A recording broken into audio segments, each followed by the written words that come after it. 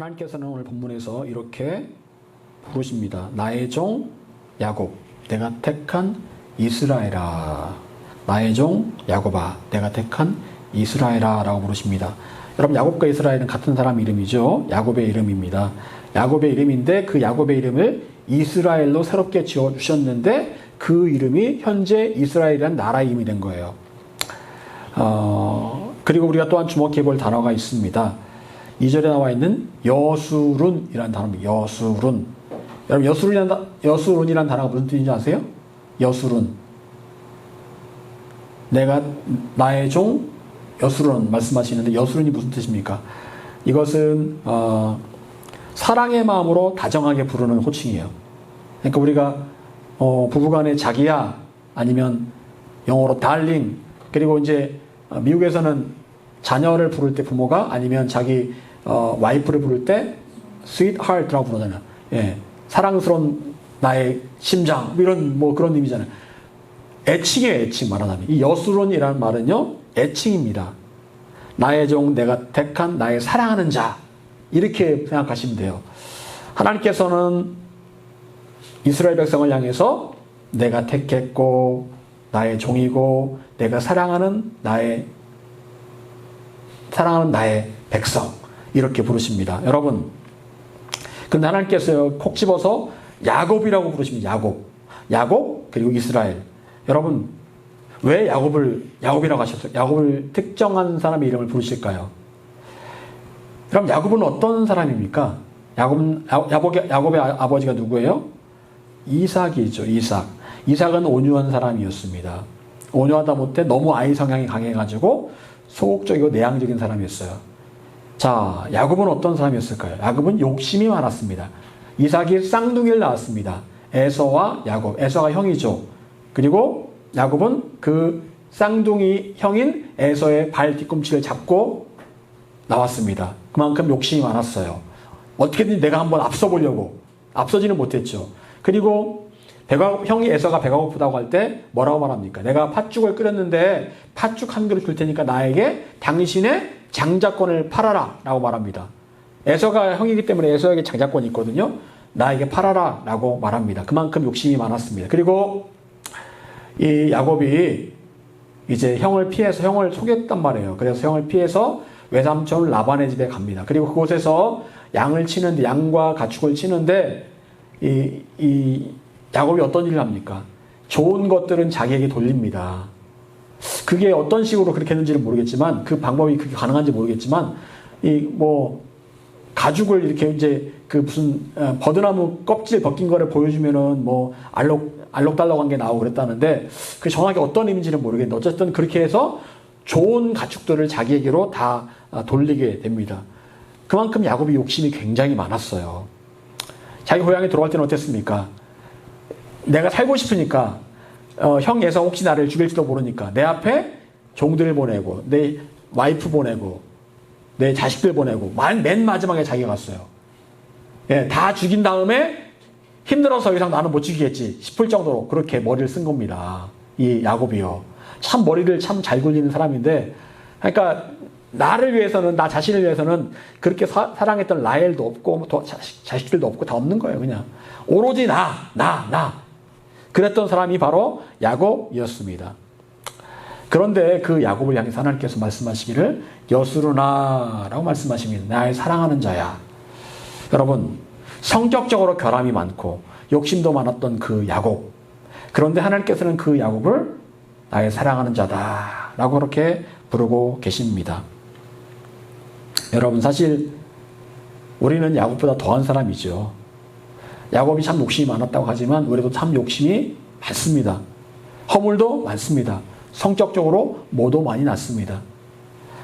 그런데 하나님께서 야곱보다 더 욕심 많고 허물 많고 죄 많은 우리를 향해서 이렇게 부르고 계시는 거예요. 이게 성경 말씀은요, 여러분에게 주시는 말씀입니다. 여러분을 향해 부르시는 말씀이에요. 여러분을 향해서 여수르나라고 부르시는 겁니다. 비록 부족하고 욕심 많고 죄 많고 허물 많지만 그래도 하나님께서는 우리를 향해서 사랑하는 자다라고 그렇게 부르고 계시는 거예요. 여러분, 아담과 하와가 에덴 동산에 선악과를 따먹었습니다. 죄를 지은 거죠. 그러자 그들은 하나님을 피해서 나무 그늘로 숨습니다. 그리고 나무 그늘로 숨어서 이파리로 중요 부위를 가립니다. 갑자기 창피함을 알게 된 거예요. 어차피 두 사람밖에 없고 하나님밖에 없는 건데 창피할 게 뭐가 있습니까? 그런데 갑자기 창피하다는 거예요. 그래서 이렇게 가리고, 그리고 하나님께서 선악과 따먹었냐? 라고 물어보시니까 서로 책임을 떠넘깁니다. 아, 내가 안 따먹었는데요? 죄를 짓고 나서도 여전히 그 죄의 책임을 서로에게 돌리고 있더라는 거예요. 여러분, 이런 모습을 보신 하나님의 마음이 얼마나 아팠을까요? 어쩔 수 없이 죄에 대해 벌로서 에덴 동산에서 그들이 나가게 되었습니다. 그럼 그때 하나님께서 이 두 사람에게 해주신 일이 무엇이었을까요? 짐승을 잡아서 가죽을 벗겨서 가죽 옷을 만들어 주십니다. 가죽 옷을 만들어 주세요. 하나님께서는 이전에는 한 번도 짐승을 죽이신 일이 없었습니다. 그런데 그때 처음으로 짐승을 죽이십니다. 죽이셔서 그 짐승의 가죽을 벗기셔서 그 가죽 옷을 아담과 하와에게 해 주십니다. 여러분, 한 마리 가지고 한 사람씩 그걸 할 수 있을까요? 아마 여러 마리가 필요했을 겁니다. 여러 마리를 가지고 만드셨을 거예요. 여러 마리를 잡으신 겁니다. 여러분, 하나님께서 만드신 참 보기에 좋았던 그 동물들, 하나님께서 피를 흘려 잡으신 거예요. 보기 너무 좋았는데. 왜? 아담과 하와를 사랑하시기 때문에 그렇게 하신 거예요. 여러분, 하나님의 사랑의 마음이 느껴지십니까? 하나님의 사랑의 마음이 느껴지십니까? 하나님께서는 여전히 죄를 지었지만 그래도 아담과 하와를 사랑하셨습니다. 그게 하나님의 마음이고 우리를 향한 하나님의 사랑입니다. 어떤 살인자에게 어머니가 있습니다. 제가 지난주에 다큐를 봤는데 예전에 그 지존파이죠, 지존파. 제가 군대에 있을 때인데 지존파 그 사건에 대한 이야기를 이렇게 다루는데 지존파의 그 제일 흉악한 그 두목인 것 같아요. 그 두목의 어머니를 인터뷰한 내용이 있더라고요. 여러분, 얼마나 흉악합니까? 사람을 5명, 6명을 죽여가지고 토막내서 불에 태우고 시체를 먹었다는 거 아닙니까? 사람들이요. 얼마나 흉악합니까? 근데 그 어머니가 하는 말이 아들이 몹쓸 짓을 했지만 그래도 아들에 대한 그 마음 가운데 사랑하는 마음이 있더라고요. 그 인터뷰 내용 가운데. 정말 몹쓸 짓을 했지만 그래도 아들을 사랑하는 마음이 그 인터뷰 가운데 느껴졌습니다. 모든 사람들이 아들을 다 욕해도 그 사람을 욕해도 어머니는 자기 아들을 그렇게 욕하지 않더라고요. 여러분, 그렇습니다. 아들이 잘못하면 어머니는 그럽니다. 친구 잘못 만나서 그런 거예요. 원래 안 그랬는데 친구 잘못 만나서 그렇게 됐어요. 그렇게 말을 하는 게 부모의 마음이에요. 어머니의 마음입니다. 여러분, 하나님께서 그렇게 생각하십니다.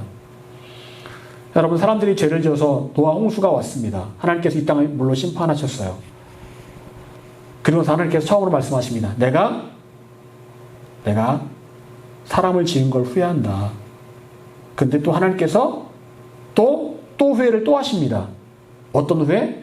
물로 그들을 심판하신 것을 또 후회하십니다. 아무리 그래도 내가 저들을 이렇게 물로 다 쓸어버리는 건 아닌데, 여러분, 하나님의 마음이 그래요. 때리고 나서 또 하나님의 마음이 너무 아프신 거예요. 죄를 졌으니까 매는 맞아야 됩니다. 그런데 그래도 끌어안고 싶으신 게 하나님 마음이에요. 아프지 하면서 그래도 끌어안고 싶은 게 하나님 마음이에요. 여러분, 사람들이 악해서 벌은 내리셨지만 그래도 사랑의 마음을 놓지는 않으셨습니다. 회초리는 들었지만 그 회초리 가운데 사랑이 묻어 있었던 거예요. 여러분, 이사야서 말씀은요, 이사야 선지자가 언제 활동했습니까? 이 40장부터는요, 바벨론에 그들이 죄를 지어서 포로로 끌려가고 난 다음에 기록된 내용이 이사야 40장부터예요. 너무 많이 죄를 지어서 하나님께서 바벨론에 이스라엘이 멸망당하게 하십니다. 그리고 이스라엘 사람들이 바벨론에 포로로 끌려갑니다. 죄를 졌으니까 죄에 대한 벌을 받는 시기예요. 그런데 그때 하나님께서 이스라엘 향해서 말씀하십니다. 나의 종, 내가 택한 자, 내가 사랑하는 나의 종아 여수로나 이렇게 말씀하시는 거예요. 죄짓고 벌받는 그들에게 향해서 내가 그래도 너희를 사랑한다 라고 말씀을 하고 계시는 겁니다. 여러분, 우리 향한 하나님 마음도 이와 같습니다. 우리가 하나님께 죄를 많이 짓습니다. 하나님을 실망시킬 때가 참 많아요. 그래도 하나님께서는 여전히 우리를 사랑의 눈으로 바라보고 계신다라는 거예요. 이건 변함없는 사실입니다.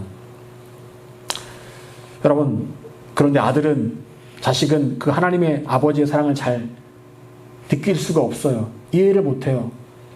여러분, 아들들은 21살이 되면 군대에 갑니다.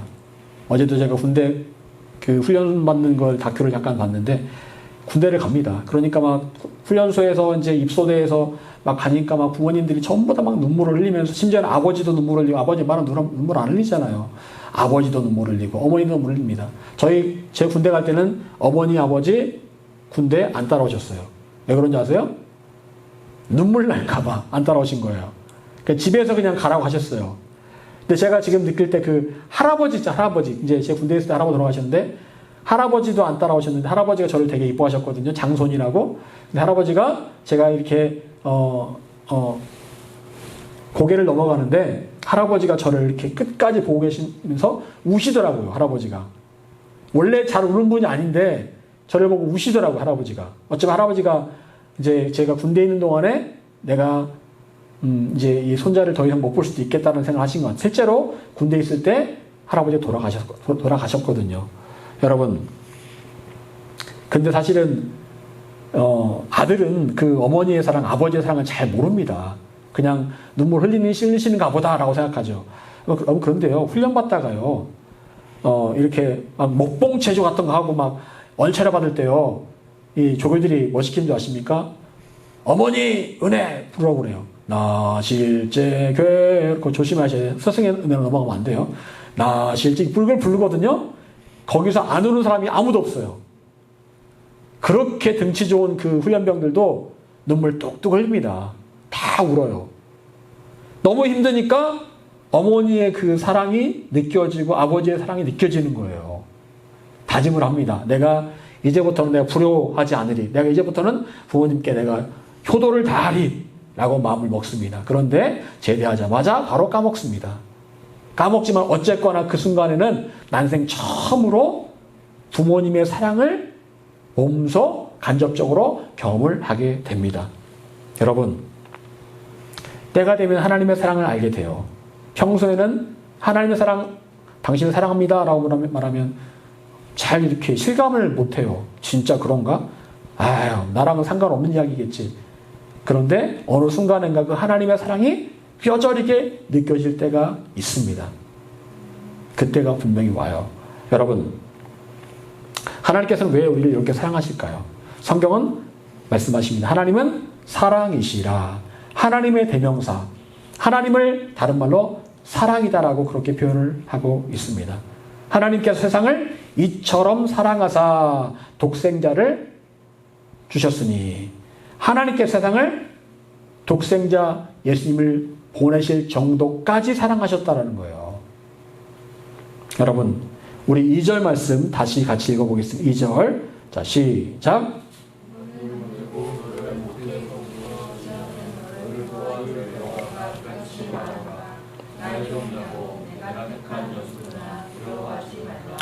아멘. 자, 여기 보니까 하나님께서 이렇게 말씀하십니다. 너를 만들고 너를 모태에서 내가 너를 지었다. 내가 너를 만들었다. 내가 너를 모태에서 지었다. 여러분, 우리는 부모님의 얼굴을 닮았죠. 부모님의 성품을 닮았습니다. 유전된 거예요. 하지만 여러분, 오래전부터 하나님께서 우리를 그 가정에 보내시기로 결정하시고 모태에서 나를 만드신 분이 바로 하나님이세요. 다 뜻이 있으셔서 우리를 그 가정에 보내시고 그 부모님 만나게 하신 거예요. 우리는 그런 생각을 합니다. 왜 나를 이렇게 보잘것없이 이렇게 생각할 수 있는데 아니라는 겁니다. 하나님께서 나를 만들어주셨고 나를 모태에서 지어주셨다고 말씀하세요. 여러분, 그렇다고 한다면 낙태는 살인죄가 맞는 거예요. 하나님께서 모태에서 지은 그 한 영혼을 사람들이 죽이는 거잖아요. 여러분, 우리 각자의 모습은 다릅니다.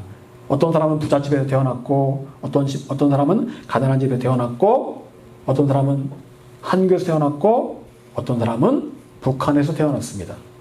하지만 우리가 각자 다른 모습으로 어떤 모습으로 태어나는지 다르지만 하나님께서 우리를 모태에서 만드시고 지으셨다는 사실은 분명한 사실입니다. 그것은 나의 선택이 아닌 하나님의 선택이었어요. 여러분, 때로 우리는 다른 사람과 나를 비교합니다. 잘생기고 잘나고 머리 좋은 사람과 나를 비교할 때가 많습니다. 저도 간혹 보면은 키 크고 막 잘생긴 사람 있잖아요. 보면은 부러워요. 나도 저렇게 생겼으면 얼마나 좋았을까. 부럽다. 이런 생각을 할 때가 있거든요. 여러분, 그런데요. 하나님께서는 이 모습 이대로를 사랑하신다는 거예요. 이 모습 이대로를 사랑하셔서 우리를 이곳에 보내시고 이런 모습으로 이 땅에 오게 하신 거예요. 우리는 그 이유를 모릅니다. 하지만 분명한 하나님의 계획이 있다라고 오늘 말씀에 분명히 이렇게 말씀하고 계세요. 그리고 우리가 그 하나님께 해야 될 태도는 뭘까요? 드려야 될 태도는 바로 감사라는 겁니다. 감사. 하나님 감사합니다. 비록 저는 제 모습에 때로 만족하지 못할 때가 있지만 하나님 그래도 저는 믿음으로 감사합니다. 감사합니다. 감사합니다. 감사라는 거예요. 감사. 여러분, 광야에서 이스라엘 백성들은 하나님께로부터 만나를 받았습니다. 만나. 하늘로부터 내려오는 그 음식 만나를 받았어요. 근데 만나를 보면서 감사했을까요? 감사하지 못했습니다. 그들은 늘 말하기를 예전에 애굽에서 먹던 그 음식이 좋았다라고 말합니다. 애굽에서 먹던 이것저것 그게 좋았다라고 말합니다. 그리고 다시 애굽으로 돌아가고 싶다고 말을 하죠. 그리고 현재 그들이 하나님께로부터 받은 그 만나를 보면서 불평하고 원망하고 감사하지 못했어요. 여러분, 그들이 원망했던 감사하지 못했던 중요한 원인이 뭘까요? 성경에 보게 되면 그들 가운데 이스라엘 사람들이 아닌 다른 나라 사람들이 섞여 있었다라고 말씀합니다. 이방 사람들이 있었는데 그들도 같이 이스라엘 나올 때 같이 나온 거예요. 근데 그들 때문에 그들이 원망과 불평을 퍼뜨린 거예요. 이 원망과 불평은요, 이 곰팡이 같아가지고 순식간에 퍼져버립니다.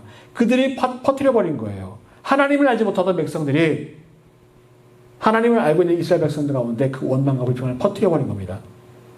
여러분, 때로 이렇게 우리로 감사하지 못하고 원망하게 만드는 그런 요소들이 우리의 삶에 있어요. 하나님께로부터 오지 않은 것들이 있습니다.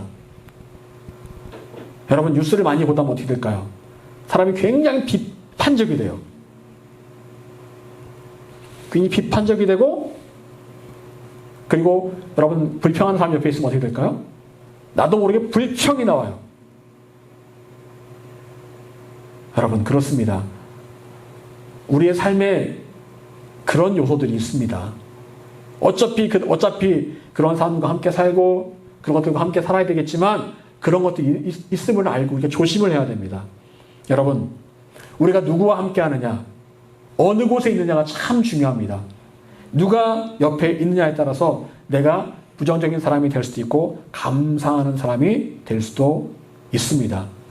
또한 내가 어떤 사람이 있느냐에 따라서 우리 공동체가, 우리 가정이 긍정적이 될 수도 있고 부정적이 될 수도 있다는 거예요. 여러분, 우리는 주위 사람의 영향을 받기도 하고 내가 영향을 주기도 합니다. 어떻습니까? 여러분은 다른 사람에게 선한 영향력을 미치고 있습니까? 요즘 우리가 그런 말 많이 쓰죠. 근데 교회에서 나온 말인데 요즘은 세상에 더 많이 쓰는 것 같아요. 여러분, 정말 내가 있는 그 공동체에서 선한 영향력을 미치고 있는가? 나를 통해 사람들이 변화받고 있는가? 나를 통해 사람들이 예수를 만나고 있는가? 나를 통해 그곳에 하나님의 나라가 임하고 있는가? 어떻습니까, 여러분? 저번에 간증을 듣는데 한 그 간호사 이야기가 나오더라고요. 간호사가 너무 귀한 게 큰 병원에 있다가 요양병원에 갔는데 거기에서 할머니들한테 복음을 전하는데 너무너무 귀하더라고요, 진짜로. 예, 할머니를 정말 자기 친할머니 다루듯이 그렇게 이야기하면서 복음을 전하는데 너무 그 모습이 너무너무 귀했습니다. 그랬더니 그 사회자가 저도 나중에 나이 먹으면 그때까지 꼭 간호사 하셔가지고 제가 그 병원에 있을 테니까 저를 좀 돌봐달라고 그렇게 말할 정도였어요. 여러분 요즘 요양병원에서 막 학대한다 어쩐다 말 많잖아요. 근데 그런 간호사들 있으면 전혀 걱정할 거 없겠더라고요. 크리스찬으로서 정말 그 자매도 CCC 출신인데 선한 영향력을 미치고 있더라고요. 여러분 내가 있는 곳이 그런 곳이 되어야 된다는 겁니다. 내가 있는 곳이 예수의 향기를 드러내는 곳이 될 수 있어야 되는 거예요. 근데 내가 있는 곳이 나를 통해서 악취가 난다? 냄새가 난다? 이건 정말 문제가 있는 거예요. 여러분 우리는 향기를 나타내는 사람이 되어야 합니다. 여러분 그것이 바로 하나님의 선한 뜻이에요.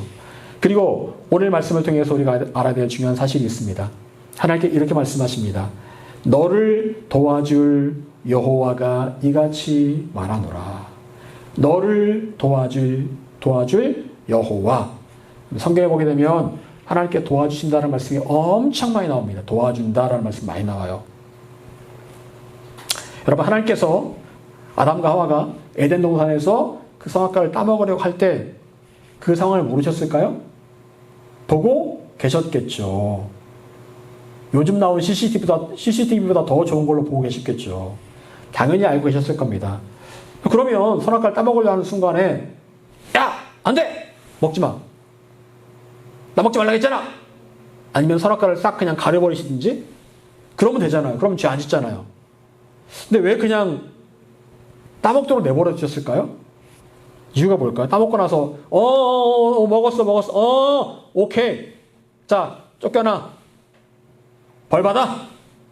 내 기다리고 있었어. 네? 먹을 때까지. 그러려고 하나님 기다리신 겁니까?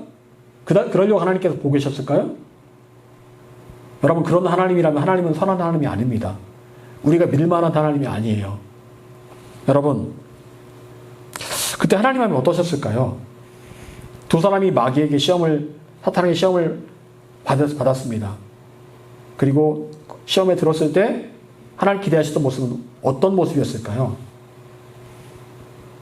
여러분 성경 보게 되면 하나님께서 우리에게 뭐라고 말씀하십니까? 시험 당할 때 또한 피할 길을 내신다라고 말씀하셨어요. 시험 당할 때는요 피할 길이 반드시 있다는 겁니다. 그 당시에 아담과 하와에게 피할 길은 무엇이었을까요? 하나님께 묻고 하나님께 도움을 구하는 거였어요. 하나님, 지금 뱀이 선악과 따먹으러 가는데 하나님 따먹어도 됩니까? 하나님 따먹어도 돼요? 제 마음은 따먹고 싶은데 따먹어도 돼요? 하나님 도와주세요. 제가 자꾸 따먹고 싶은 마음이 드는데 하나님 도와주세요. 하나님께 기도하고 하나님께 여쭤봤어야 되는 거죠. 근데 그 어디에도 거기에 하나님께 여쭤봤다는 말은 나오지 않습니다. 하나님께 도우심을 구했다는 말은 나오지 않습니다. 여러분, 하나님께서는 도와주시는 하나님이세요. 도움을 필요로 할 때 도움을 주시는 하나님이세요. 그냥 선악과 따먹으려고 할 때 호통찜에서 못 따먹게 하고 가려버리면 그냥 그들의 자유의지가 아무 필요가 없는 거죠. 하나님께서 주신 자유의지로 스스로 선택하기를 원하시는 거예요. 하나님 도와주세요. 하나님 어떻게 할까요? 물어보고 선택하기를 원하신 겁니다. 그냥 다 가려버리고 호통치고 하면 이건 로봇이죠. 그냥 아무것도 못하게 하고. 그런 하나님이 아니시고 우리를 선택하게 하실 때 하나님께서 그때마다 우리를 도와주실 준비가 되어 있으시다는 겁니다. 여러분, 하나님은 도우시는 하나님. 아예 처음부터 어려운 상황 그 자체를 막아주시면 참 좋겠죠. 그런데 혹시라도 그런 어려운 상황에 처할 수 있지만 그 어려운 상황에 처하더라도 도움을 요청한다면 도움을 주시겠다라고 말씀하십니다. 그래서 성경에 도우시는 하나님, 도우시는 하나님이라고 계속해서 말씀하시는 거예요. 많은 성도들이 때로 하나님을 원망하는 이유가 무엇입니까? 하나님 저에게 왜 이런 시련을 주십니까? 왜 갑자기 저에게 이런 일이 벌어졌습니까? 처음부터 늘 평안하고 늘 아무 일도 없어야 하고 형통의 하나님 뜻이라고 생각할 텐데 왜 이런 일이 벌어졌습니까? 여러분, 물론 하나님께서는 우리를 지키셔서 환난에서 보호하실 수도 있습니다. 늘 건강하게 하시고 늘 형통하게 하실 수도 있습니다. 그렇게 해주시면 제일 좋겠죠. 하지만 저번에도 전도서 말씀을 통해서 보았듯이 사람에게 일어나는 모든 일이 역시 예수 믿는 사람에게도 똑같이 일어난다라고 말씀하고 있습니다. 똑같은 일이 우리에게 벌어지는 거예요. 똑같이 늙고 병들고 재정의 어려움도 생기고 갑자기 사고도 나고 그럴 수 있는 거예요. 여러분, 엘리사, 위대한 선지자 엘리사는 어떻게 죽었을까요? 병들어 죽었어요. 성경에 보면 병들어 죽었다라고 말씀하고 있습니다. 위대한 선지자 엘리사도 병들어 죽었다니까요. 대단한 그 히스기야 왕도 병이 들어서 하나님께서 너 죽어야 된다, 너 죽을 거야 라고 말씀하셨다니까요. 여러분, 어떤 사람 말합니다. 예수 믿으면 다 잘 돼야 되는 거 아니야? 뭐 우리랑 다를 게, 예수 안 믿는 사람이 다를 게 뭐가 있어? 그렇게 말할지도 모릅니다. 여러분, 하지만 항상 잘 되는 게 언제나 하나님 뜻은 아니에요. 하나님 뜻은 그런 일이 누구를 막느라고 일어날 수 있지만 하나님을 믿는 사람은 하나님께 도움을 구함으로 그 문제를 해결할 올바른 방법을 알고 있다는 게 중요한 거예요. 그게 다른 점입니다. 이제는 이것은 곧 하나님을 믿는 사람에게는 다른 사람들과 다르게 문제를 해결하고 도와줄 하나님이 계신다라는 겁니다. 혼자가 아니라는 거예요. 세상 사람들, 예수 믿지 않는 사람들은 혼자입니다.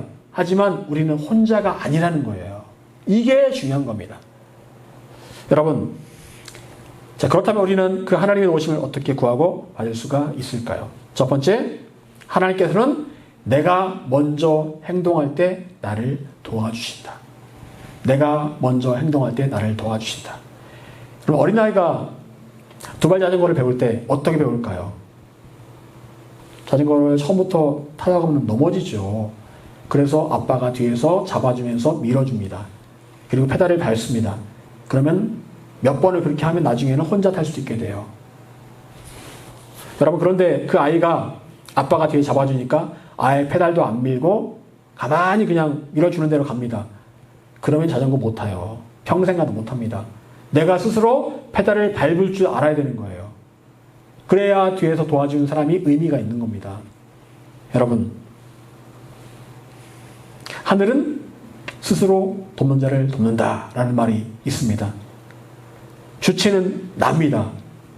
그 상태에서 도움을 요청할 때 하나님께서 도와주시겠다라는 거예요. 아무것도 안 하면서 그냥 누워서 감 떨어지기만 바라고 있는데 감이 언제 떨어질지 알 게 뭡니까?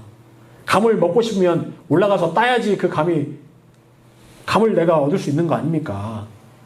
예? 최소한 내가 해야 될 일이 있다라는 거예요. 다윗은 거대한 골리앗과 싸워 이긴 사람이죠. 다윗이 나갈 때 돌을 몇 개를 가지고 갑니다. 돌. 골리앗에 비해서 한참 작았던 다윗이 어떻게 골리앗을 죽였습니까? 돌로 이마를 맞춰서 넘어져서 정신을 잃으니까 칼로 골리앗의 목을 베어버렸죠. 여러분, 다윗이 용기를 내어서 앞으로 나아갔을 때에 하나님께서 다윗과 함께 하셨습니다. 그런데 아무도 거기 있는 사람 가운데 다윗을 제외하고 골리앗 앞으로 나아가는 사람이 아무도 없었어요. 겁만 먹으면서 덜덜 떨기만 했죠. 아무도 안 나갔습니다. 오로지 다윗만 앞으로 나아갔습니다. 그때에 하나님께서 다윗을 도우셔서 골리앗을 죽이게 하신 거예요. 여러분, 그때 다윗이 뭐라고 말합니까? 나는 여호와 하나님의 이름으로 나아간다라고 말합니다. 하나님의 이름으로 나아간다. 이건 내가 싸우는 전쟁이 아니라는 거예요. 하나님께 싸우시는 전쟁이고 나는 단지 하나님의 도구만 될 뿐이다라는 겁니다. 그때 하나님께서 다윗을 도와주셔서 이길 수 있었다는 거예요. 여러분, 우리는 돕는다는 개념을 잘 생각해 보아야 합니다. 나는 아무것도 하지 않으면서 하나님께서 알아서 해주세요. 이건 돕는 게 아니죠. 돕는 게 아닙니다. 문제를 앞에 두고 앞으로 나아가면서 하나님께 도움을 요청할 때 그때 하나님께서 도움을 주실 수 있는 겁니다. 예수님이 뭐라고 말씀하십니까? 찾고 구하고 두드려라 라고 말씀하십니다. 찾고 구하고 두드려라. 그러면 찾을 것이고 얻을 것이고 열릴 것이다 라고 말씀하세요. 아예 근데 아무것도 안 하면서 뭔가를 얻기를 원한다면 얻을 자는 얻을 것은 아무것도 없습니다. 여러분, 어떤 사람 말합니다. 저는 열심히 기도했는데 하나님께 안 만나주시던데요. 나름대로 열심히 기도했는데 하나님 안 만나주시던데요. 여러분, 뭐가 문제일까요? 제 경험상 볼 때 하나님께서 원하시는 기도의 분량이 있습니다. 기도의 분량이 있고, 그리고 간절한 마음으로 기도해야 되고, 그리고 순수한 마음으로 기도해야 돼요. 내가 지금 기도해서 나의 욕심으로 내가 뭔가를 한번 얻어보리라라는 마음으로 기도하면 절대로 안 됩니다. 그냥 정말 하나님을 순수하게 만나고 싶은 마음으로 간절하게 기도하면 하나님 절대로 외면하지 않으십니다. 그리고 그 분량만큼 기도해야 돼요.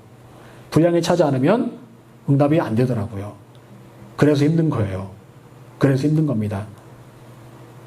여러분, 그리고 또한 우리가 하나님 도우심을 얻기 위해서는 마음을 다해 간절하게 기도해야 됩니다. 마음을 다해 간절히 기도해야 된다. 예수님께서 십자가에서 못 박히시기 전에 겟세마네에서 기도를 하십니다. 그때 얼마나 열심히 기도하셨는지 성경에 보게 되면 천사가 와서 예수님을 도왔다라고 말씀하고 있어요. 너무너무 열심히 기도하니까 하나님 아버지께서 아들 예수님께 천사를 보내신 거예요. 천사를 통해서 도와주신 겁니다. 간절히 부르짖을 때 도움이 내려온 거예요. 인간적으로 도저히 이제 더 이상 안 될 때 그때 하나님 아버지께서 돕는 손길을 보내주신 겁니다.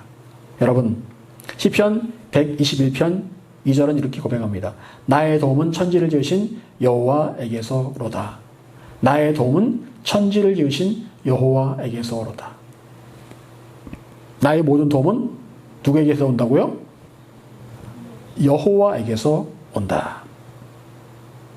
하나님께 간절히 구하면 하나님께서 우리에게 도우심을 반드시 주신다라고 말씀하고 있는 겁니다.